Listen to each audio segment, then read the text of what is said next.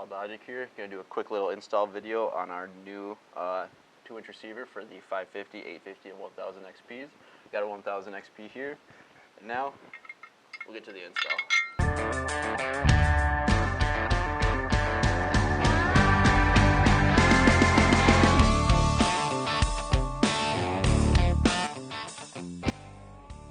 The tools needed to install this 2-inch receiver are going to be 3/4 inch. You're going to want a wrench and a socket as well. I found that easiest to drive them home. And then the bottom is going to be mounted with a 1/2 inch wrench as well.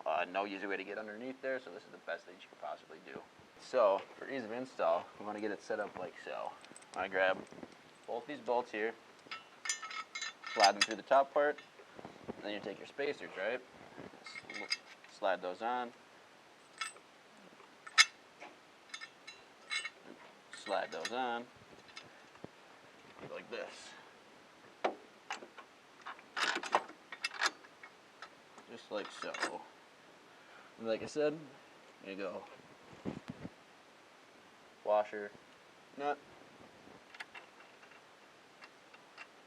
Alright, same on the other side. Sandwich, washer, and then the nut.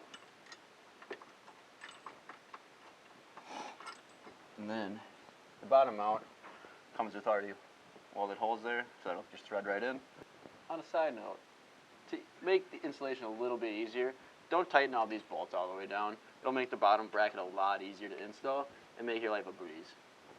For bottom mounting, you're going to take this bracket right here, your washer and your nut, your bolt, and slide on through there. Okay, forget the left side here.